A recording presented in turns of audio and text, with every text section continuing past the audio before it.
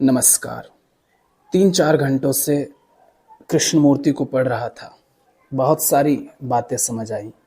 हालांकि वही मैं रोज आपसे करता हूँ, तो सोचा उसी में से कुछ बातें आपके साथ साझा करता हूँ जो आपके लिए उपयोगी है। मगर वे तभी समझ आएंगी जब आप अपना पूरा ध्यान इस चर्चा को देंगे, अन्यथा सिर्फ शब्द मात्र आपके पास रह जाएंगे, वे भी कानों के ऊपर से बह जाएंगे। एक प्रश्नकर्ता कृष्णमूर्ति से पूछता है कि हम एक बीमार समाज में किस तरह सुरक्षित हो सकते हैं। ये समाज होड़ में लगा है, कुटिल है। सबसे पहले प्रश्न को समझिए।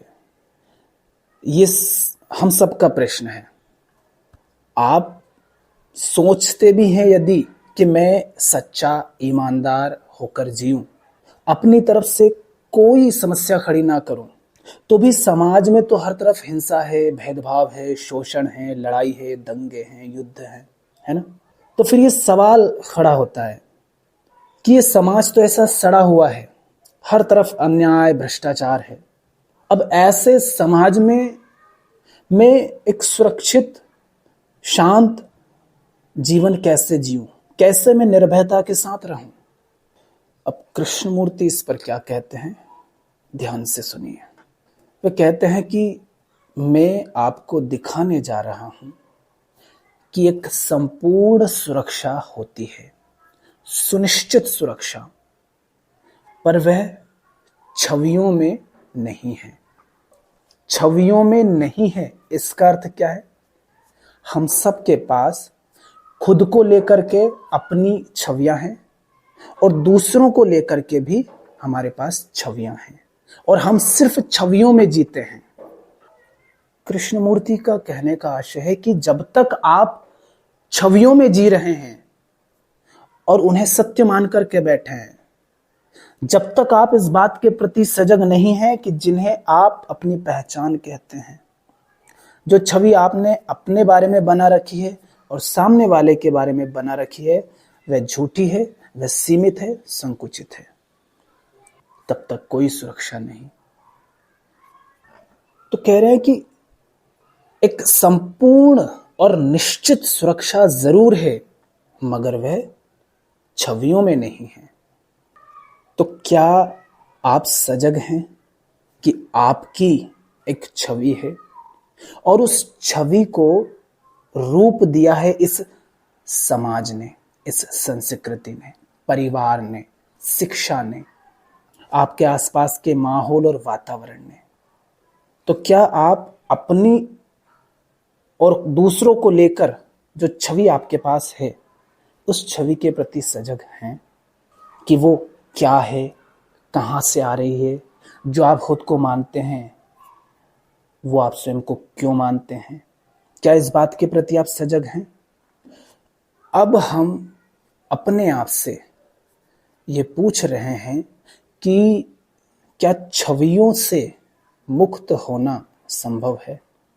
मतलब यह कि जब आप मुझे कुछ ऐसा कहते हैं जो अभद्र है, जो ठेस पहुंचाने वाला है, उस क्षण, उस दौरान पूरी तरह से सजग होना, छवियों से मुक्त होने का मतलब क्या है?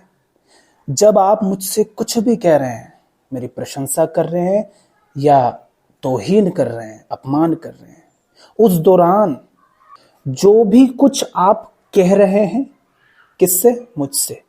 जो भी कुछ आप कह रहे हैं मुझसे, और जो आपने मुझसे कहा, उसके प्रति मेरे भीतर से जो जवाब आ रहा है, जो आप मुझसे कह रहे हैं और जो आपने मुझसे कहा, उसके प्रति मेरे भीतर से जो जवाब आ रहा है, क्या मैं उसके प्रति सजग हूं?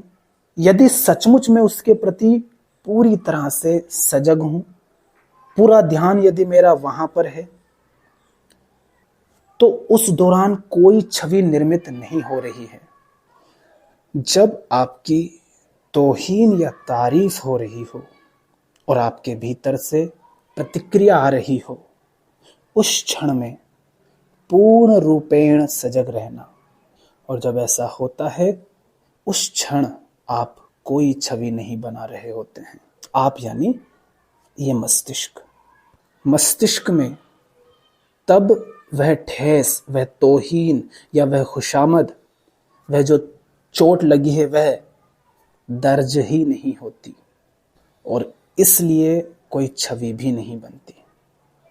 जब आप अपनी उस छवि के साथ सुनते हैं जो आपने अपने बारे में बना रखी है और सामने वाले को भी उस छवि के चश्मे से देखते हैं जो आपने उसके बारे में बना रखी है, जब आप इस तरह से सुनते हैं और उसी के आधार पर प्रतिक्रिया करते हैं, तब छवियां बनती है, तब चोट लगती है, तब मस्तिष्क उस चोट को दर्ज कर लेता है और भविष्य में ढोता रहता है। अगर ये आपको अभी समझ नहीं आया है तो इसको पुनः सुने, वरना आगे की बातें वो भी ऐसे ही बह जानी है। तो जब ये घटना घट रही हो, उस दौरान आपको पूरे ध्यान की जरूरत है। सामने वाला कुछ कह रहा है, कुछ कर रहा है, उसके प्रति आपके भीतर से विचार के रूप में कोई प्रतिक्रिया उठ रही है, तब उसके प्रति जागरूकता कि ये क्या उठ रहा है, ये कहाँ से उठ रही है, ये प्रतिक्रिया क्या है, ये उठ ही क्यों रही है, इसी तरह की प्रतिक्रिया क्यों उठ रही है। जैसे मीराबाई ने श्री कृष्ण को पति ही क्यों बनाया, क्योंकि कहीं ना कहीं उनके भीतर स्त्री भाव था। और कोई पुरुष भी यदि श्री कृष्ण को पति बना रहा है तो क्यों बना रहा है, क्योंकि वो कहता है मीराबाई ने उनको पति बनाया तो कृष्ण मिल गए, शायद मुझे भी कभी मिलेंगे, तो वो खुद को औरत बना लेता है और कृष्ण को पति बना लेता है, भले ही मूछ दाढ़ी है उसे, फिर भी। तो इसमें समस्या नहीं है, ऐसा होने में समस्या नहीं है, बशर्ते कि आप ये देख पा रहे हैं कि आपके भीतर ये जो स्त्री बनने का और सामने वाले को पति बनाने का भाव पैदा हो रहा है, ये कहां से हो रहा है। प्रश्नकर्ता सवाल करता है, प्रश्नकर्ता पूछता है, वह कौन है जो इस सब को देखता है, वह कौन है जो इस सब को देखता है। इस प्रश्न का मतलब क्या हुआ, ये जो संस्कार बद्धता है ना, कि कोई प्रतिक्रिया उठ रही है, विचार उठ रहा है, किसी खास छवि के आधार पर प्रतिक्रिया हो रही है, तो ये पूरी जो भीतर प्रक्रिया चल रही होती है, इस पूरी प्रक्रिया को देखने वाला कौन होता है, यानी इसका अवलोकन करता जो है वो कौन है। 3 बातें ध्यान रखना, तो कृष्णमूर्ति क्या कह रहे हैं वो समझ आ जाएगा। पहली, एक है देखने वाला और एक माने दूसरा है जिसको देखा जा रहा है, और तीसरी चीज वह है देखना। एक देखने वाला, एक वह जिसे देखा जा रहा है, और एक देखना। ये 3 चीजें हैं, है ना। अब सुनिए कृष्णमूर्ति क्या कहते हैं। वे कह रहे हैं, यदि कोई देखने वाला है तब तो उस छवि की निरंतरता बनी रहेगी। कौन सी छवि की? वह जो आपने अपने बारे में बना रखी है। यदि कोई देखने वाला है तो छवि की निरंतरता बनी रहेगी, मगर हमको तो उस छवि से ही मुक्ति चाहिए ना, क्योंकि जब तक छवि है तब तक स्वतंत्रता नहीं है, तब तक सुरक्षा नहीं है, भय बना रहेगा, नहीं जी पाओगे इस समाज में शांति से। समझ रहे हैं? तो यदि देखने वाला है तो उस छवि की निरंतरता बनी रहेगी। यदि कोई देखने वाला अवलोकन करता नहीं है तब छवि भी नहीं है। अवधान की यानी अटेंशन की उस स्थिति में उस ठेस और उस खुशामद दोनों का अवलोकन तो होता है, उन पर प्रतिक्रिया नहीं होती। अवधान की, अटेंशन की उस स्थिति में उस ठेस और उस खुशामद दोनों का अवलोकन तो होता है, उन पर प्रतिक्रिया नहीं होती। आप अवलोकन तभी कर सकते हैं जब अवलोकन करने वाला, देखने वाला ना हो, जो कि अतीत है। वह अतीत अवलोकन करता ही तो है जिसे ठेस लगती है। इसका मतलब क्या हुआ? अवलोकन कर्ता का नहीं होना, इसका मतलब क्या है? वो जो आपने अपने बारे में छवि बना रखी ना कि मैं ये हूं, मैं हिंदू, मैं भारतीय, मैं फलाना, ब्राह्मण या शूद्र, मैं पुरुष, मैं सुंदर, मैं कुरूप, मैं अमीर, मैं गरीब, है ना? जो आपने अपने बारे में छवि बना ली है, वो छवि कहां से निर्मित हुई? उसी संस्कृति से, माहौल से, परिवेश से, शिक्षा से, है ना? और वो सब कुछ क्या है? वो सब कुछ अतीत ही तो है।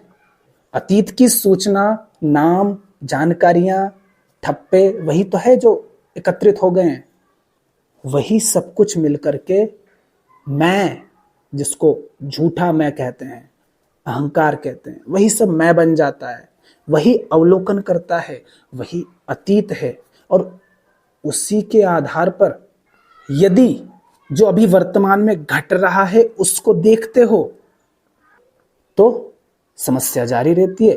पर यदि उस अतीत के आधार पर नहीं देखते हो तो जैसा कृष्णमूर्ति कह रहे हैं कि अवधान की, अटेंशन की उस स्थिति में उस ठेस और उस खुशामद दोनों का अवलोकन तो होता है मगर उन पर प्रतिक्रिया नहीं होती।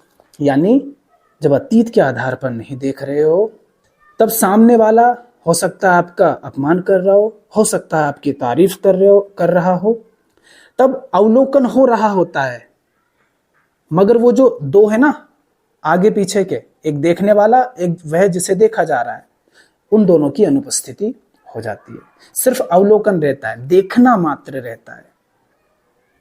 जो देखा जा रहा है उसके प्रति कोई आसक्ति नहीं, वो मस्तिष्क में दर्ज नहीं होता, क्योंकि उससे जो देखने वाला है वह नहीं है, क्योंकि उसी को तो चोट लगती है। तो चोट नहीं लगती जब अतीत के आधार पर नहीं देखते, क्योंकि जिसको चोट लगती है वह अतीत ही तो है। उसी को अवलोकन करता कहते हैं, उसी को आप मैं कहते रहते हैं। उस झूठे मैं को ही तो चोट लगती है। मैं भारतीय हूं, कोई आकर के खूब गाली दे भारत को, भारतीय पने को, और मैं बस उसे देख रहा हूं, क्योंकि ना तो मुझे इस बात में कोई रस है कि वो भारत की तारीफ करे, ना मुझे इस बात में रस है कि वो भारत का अपमान करे, क्योंकि मैं देख पा रहा हूं कि मेरे भीतर जो भारतीय बन करके बैठा है वो कहां से आ रहा है, और सामने वाला जो अपने आप को कुछ और मानता है, उदाहरण के लिए पाकिस्तानी या चीनी या अमेरिकी, वो अपने आप को वैसा क्यों मानता है, और उस पूरी प्रक्रिया को देख पा रहा हूं। तो होता क्या है, अवलोकन तो हो रहा है, मगर वो जो है जैसे नदी बहकर निकल जाती है, ऐसे ही वो बातें, वो अनुभव, वो सब बहता हुआ निकल जाता है, कुछ भी मस्तिष्क पर अंकित नहीं होता। तो फिर कोई छवि भी नहीं बनती। आगे कहते हैं, जब कोई हमारी खुशामद या तौहीन कर रहा हो और उसका सिर्फ अवलोकन किया जा रहा हो तो बात खत्म हो जाती है, और यही यथार्थ स्वतंत्रता है।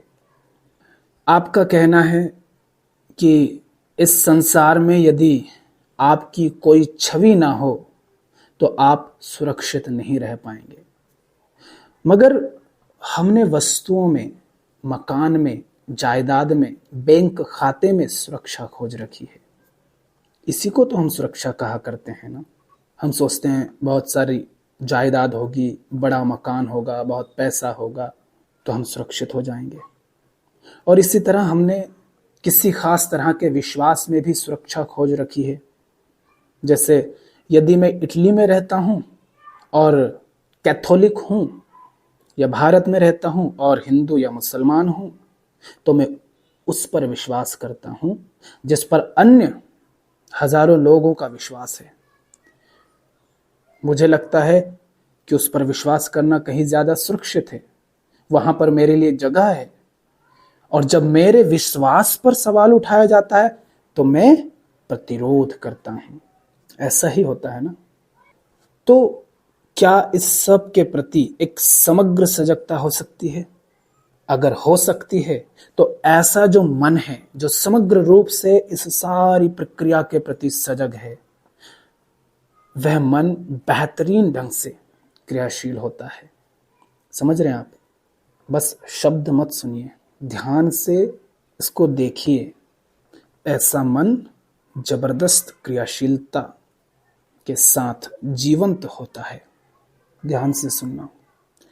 यदि कोई छवि है ही नहीं, न खुद को लेकर न किसी अन्य को लेकर, और सारी छवियां मशीनी होती है, यांत्रिक होती हैं, यदि आप हर तरह की छवियों से मुक्त हैं, और मुक्त होने का अर्थ है आप जागरूक हैं हर तरह की संस्कारबद्ध प्रतिक्रिया के प्रति, तो ऐसा जो मस्तिष्क है, उस मस्तिष्क का कोई भी हिस्सा अब संस्कारबद्ध नहीं है।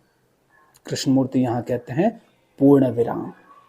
यदि कोई छवि नहीं है, किसी भी शब्द, किसी भी बात, किसी भी व्यवहार, किसी भी व्यक्ति, किसी भी चीज के प्रति, तो यह मस्तिष्क असंस्कारित है, अनकंडीशनड है। और जब ऐसा है तब पूर्ण सुरक्षा है। इसी समाज के बीचों बीच आप निर्भय हैं, सुरक्षित हैं, शांत हैं। ये कोई सिद्धांत नहीं है, ऐसा है। अगर इसको सिद्धांत की तरह सुनोगे तो ये बस शब्द बनकर रह जाएंगे। किसने कैसे कपड़े पहने हैं, कैसे बाल हैं, किस रंग के पहने हैं, उसका शरीर कैसा है, किस तरह की भाषा बोलता है, इन सब के आधार पर कोई छवि ना हो। आप इन सब की पूरी प्रक्रिया को देख पा रहे हैं कि फलाना ऐसा क्यों है, ऐसा क्यों प्रतीत हो रहा है, ऐसा व्यवहार कहाँ से आ रहा है। तो आप एक संस्कारबद्ध, मशीनी, यांत्रिक मस्तिष्क से मुक्त हैं। जिस माहौल में, जिस घेरे में हम पैदा होते हैं, पलते हैं, बढ़ते हैं, हम ये मान लेते हैं कि उसी में पूरी सुरक्षा है और हम ऐसे ही जीते हैं। जैसे मैं अंग्रेज हूँ, मैं बाकी सबसे बेहतर हूँ, या फ्रांसीसी हूँ, या जो कुछ भी हूँ, तो मेरा मस्तिष्क संस्कारबद्ध है। मुझे नहीं मालूम कि पूरा का पूरा या आंशिक रूप से, मैं तो बस इतना जानता हूं कि यह संस्कारों में जकड़ा है। कहने का मतलब है कि मेरा मस्तिष्क पूरा का पूरा संस्कारबद्ध है या आंशिक रूप से संस्कारबद्ध है, मुझे नहीं पता। मैं बस इतना जानता हूं कि यह संस्कारबद्ध है। संस्कार मुक्त अवस्था की कोई भी तहकीकात, खोज नहीं हो सकती, उसकी कल्पना नहीं की जा सकती। कब तक? जब तक कि यह संस्कारबद्धता अस्तित्व रहित ना हो जाए। जब तक मस्तिष्क संस्कारबद्ध है, वो संस्कारबद्धता से मुक्त अवस्था की कल्पना भी नहीं कर सकता। उसमें होना तो बहुत दूर की बात है। तो जितनी भी चर्चा है, कृष्णमूर्ति कहते हैं, मेरी सारी तहकीकात का मकसद यह पता लगाना है कि क्या मन को संस्कारों की जकड़न से आजाद किया जा सकता है, ना कि उस अन्य में कूद पड़ना, क्योंकि वह तो निहायत बेवकूफ़ी की बात हो जाएगी। आस्था, शिक्षा, वो संस्कृति, वो माहौल जिसमें मैं रहा हूँ, जिया हूँ, हर एक चीज ने, परिवार, रिश्ते, समाज, जो काम मैं करता हूँ, हर चीज मुझे संस्कारित करती रही है। और ये जो संस्कारबद्ध अवस्था है, इसके प्रति पूरी तरह से सजग रहना, इसे दरकिनार नहीं करना है, नकारना नहीं है, ना ही इसका दमन करना है। जब आप अपनी संस्कारबद्धता को देख रहे हैं कि ऐसा ऐसा है, हाँ ये कंडीशनिंग है, ये अतीत से आ रहा है, अच्छा मेरा फलाना व्यवहार इसलिए आया क्योंकि मैं अपने आप को कुछ मानता हूं, जब ऐसा हो तब उसे नकारना नहीं है, उसका दमन नहीं करना है, इसे नियंत्रित नहीं करना है, इसके प्रति पूर्णतः सजग रहना है। सिर्फ सजग रहना है। फिर वे कहते हैं तब आपको पता चल पाएगा कि यदि आप खुद से देख पा रहे हैं तो क्या दिखाई दे रहा है आपको। जब आप पूर्णतः सजग रहते हैं तब आपको पता चल पाता है कि ना कुछ होने में, नथिंग होने में ही सुरक्षा है। मैं कौन हूं? कुछ नहीं। मैं क्या हूं? कुछ नहीं। जो भी आप कहें, मैं ना यह हूं, ना वह हूं, ना ऐसा हूं, ना वैसा हूं। प्रश्नकर्ता फिर से पूछता है, मैं आपसे बिल्कुल सहमत हूं। आप कोई मानसिक छवि नहीं चाहते हैं, किंतु इस समाज में शारीरिक रूप से बने रहने के लिए आपको एक शारीरिक छवि तो चाहिए ही। यदि आप उसे छोड़ना भी चाहें तो भी हर कोई उसे आपके ऊपर थोपता ही है। जैसे आप अपने आप को कुछ नहीं मानते, लेकिन सामने ये जो आसपास लोग हैं ये तो आपके ऊपर बार बार वही छवि थोपते हैं ना।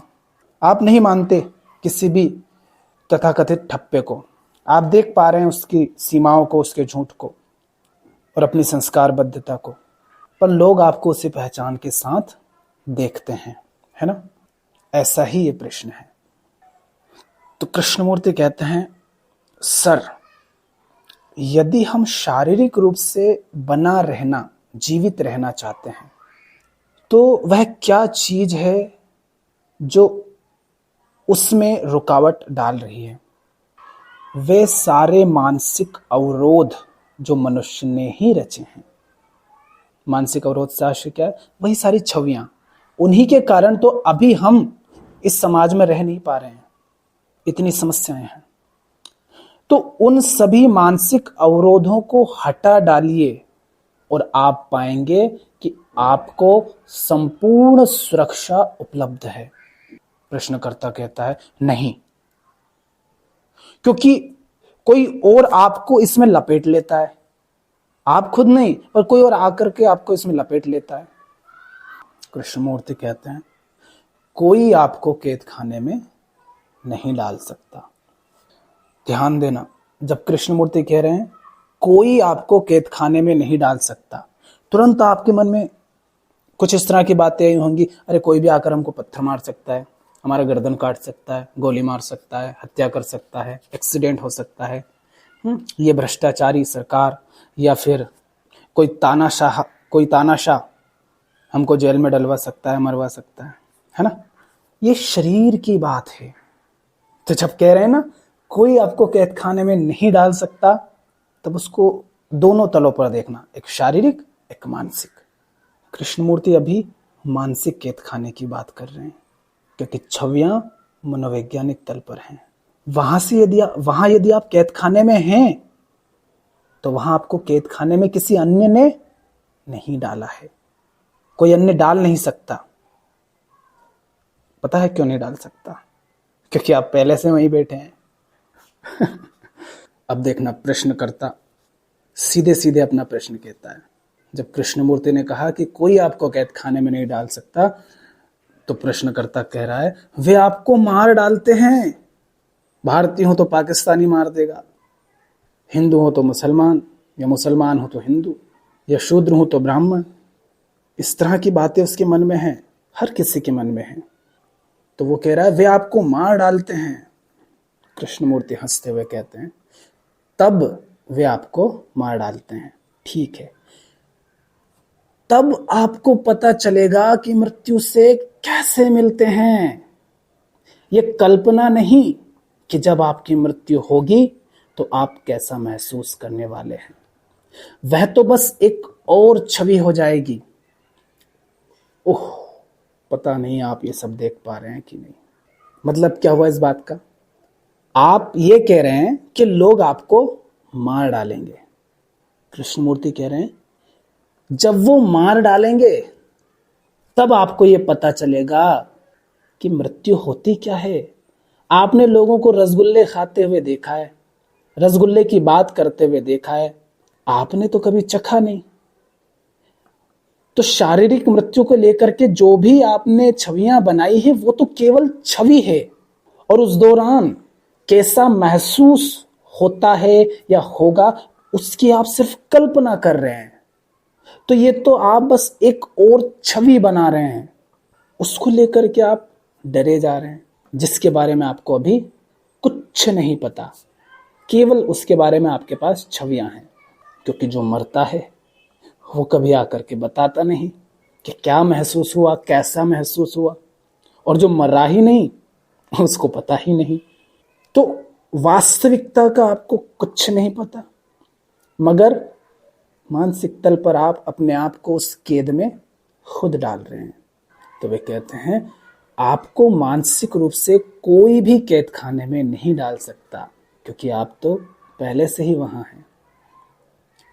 कृष्णमूर्ति कह रहे हैं छवियों से, जो कि हमारी संस्कार बद्धता का नतीजा है, जैसे कि मौत को लेकर के भी हमने छवि बना ली है, उससे पूरी तरह से मुक्त होना संभव है। अगर कोई अपनी खुद की संस्कार बद्धता के प्रति सजग है तो सारी बात एकदम सहज हो जाती है। उसी में पूर्ण सुरक्षा है, उसी में निर्भयता है, उसी में आनंद है, उसी में सौंदर्य है, उसी में मुक्ति है। तो ये कुछ बातें थी, कुछ प्रश्न था, जिनको थोड़ा बहुत सरल करके मैंने आपको समझाने का प्रयास किया। आज के लिए इतना ही। धन्यवाद। ये बात अन्य लोगों तक भी पहुंचाइए, ताकि वे भी छवियों से बाहर आ सके, ताकि वे आकर आपको पत्थर ना मारें। वे भी छवियों से मुक्त होंगे, आप भी छवियों से मुक्त होंगे, दोनों सजग होंगे, दोनों जागरूक होंगे। तो ना आपको उनसे भय रहेगा, ना उनको आपसे भय रहेगा, है ना। यदि आप स्वयं को भी सुरक्षित देखना चाहते हैं, मुक्त होना चाहते हैं, तो आपको अन्य को भी मुक्त करना होगा। मुक्ति व्यक्तिगत हो, इससे बेहतर है कि सब मुक्त हों। सोचो, कृष्णमूर्ति से क्या आपको डर लगेगा? क्या आप ऐसा सोच सकते हैं कि वो आपको देख करके ही कहने लग जाए, ए फलाने देश का है, फलानी जाति का, फलाने धर्म का, मारो इसको? नहीं डरोगे ना। जो मुक्त है वो किसी के लिए खतरा नहीं होता। तो जिनसे डरते हो उनको प्रकाशित कर दो, और उनको प्रकाशित तभी कर पाओगे जब आप प्रकाशित होते हैं। दीप से दीप जले, आपके पास प्रकाश होगा तो उनको भी मिलेगा। हाँ, वे कितना ग्रहण करते हैं इस पर निर्भर करता है। जैसे अभी हमने जो चर्चा की, उसको आप कितना ग्रहण करते हैं, इसी से आगे की यात्रा तय होगी। आज के लिए इतना ही। धन्यवाद।